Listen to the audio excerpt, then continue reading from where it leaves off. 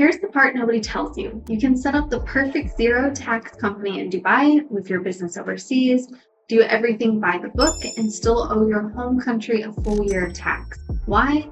Because the company is only half the equation. The other half is where your body sleeps. And if you get that wrong, the structure doesn't save you a dime. So let me show you the 5 business structures digital nomads are actually using in 2026 to pay zero tax legally, who each one is really for, and the residency trap I just mentioned, which I'll come back to before the end, because it's the thing that sinks people.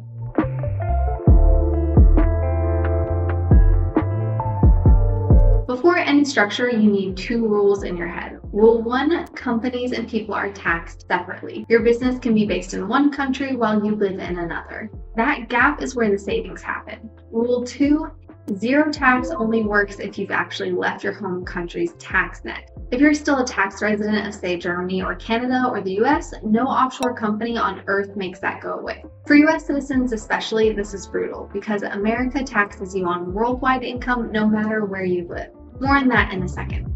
Okay, the 5 structures.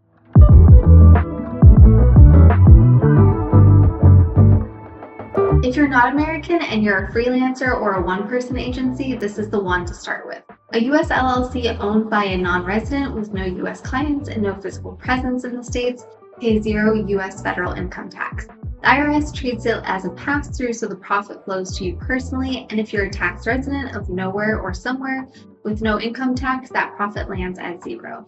Cost, you're looking at a state filing fee plus a registered agent. New Mexico is the favorite right now because there's no annual report and no annual franchise fee, so your only real recurring cost is the registered agent, around $125 a year. Wyoming is a close call behind at about $60 a year for the annual report. You get a US bank account, you get Stripe and PayPal that actually work, and you look completely legit to clients. For most nomads earning under $150K, this is the answer. Clean, cheap, real. 1, cash. You still file a US return every year. Form 5472 and a pro forma 1120. Skip it and the penalty starts at $25,000. So you file it even though you owe nothing.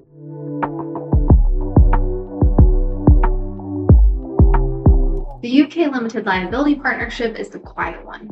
2 or more partners, none of them UK residents, business done outside the UK, and the partnership itself pays no UK corporation tax. The profit passes through to the partners, taxed wherever they live. It carries a more Western reputation than an offshore name, which matters when you're dealing with European clients or banks that get twitchy about exotic jurisdictions. The trade-off is you need at least 2 partners, so it's not for the true solo operator unless you bring in a spouse or business partner.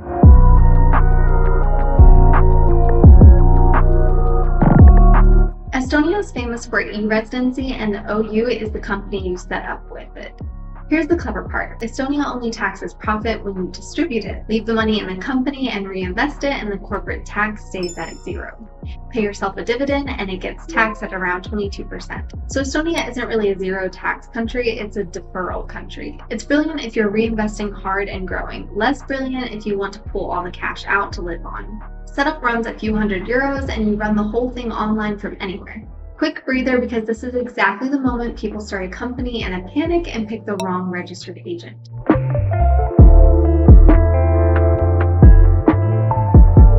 Real quick, Northwest Registered Agent is hands down one of the best LLC services out there. They've been doing this for over 20 years, their pricing is transparent, and they give you a real person to talk to if you ever have questions. Check the description for the link.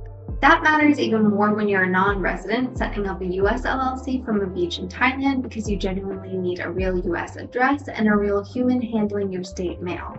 Okay, back to it.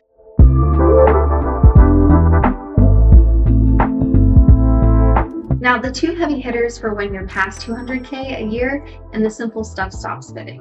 Hong Kong runs a territorial tax system. Income earned outside Hong Kong can be taxed at 0 under their offshore claim, and even local profits start at 8.25%. It's a serious financial hub. The banking is strong and clients respect it. The downside is real compliance. Audited accounts every year, proper bookkeeping, and the offshore claim has to be filed and defended. Budget a couple thousand a year for accounting alone.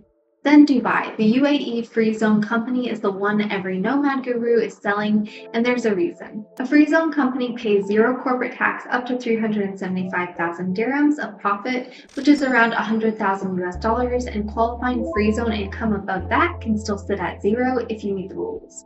On top of that, the UAE has zero personal income tax, and this is the big one because Dubai also hands you something that others can't: residency. Setup is the priciest here, somewhere from $5,000 to $12,000, all in for the first year with visa and office. So this is for people with real profit to protect, not someone making 40K.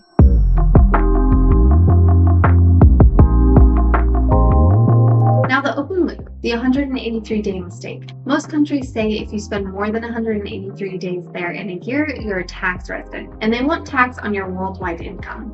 But here's what people miss: leaving isn't automatic. Countries like Australia and Canada look at where your home, your stuff, and your life actually are, not just your day count. You have to genuinely cut ties, cancel the lease, move the bank, and the residency properly. This is why Dubai is so powerful. It doesn't just give you a zero tax company, it gives you a residency to land in so you're not a tax resident of nowhere. Which sounds great, but makes banks nervous. You become tax resident of a zero tax country on paper, and the whole structure finally holds together. And US citizens, listen up. None of this zeroes you out completely. You get the foreign earned income exclusion, about $130,000 in 2026, and the rest you manage with the foreign tax credit. Renouncing is the only true exit, and that's a whole different decision.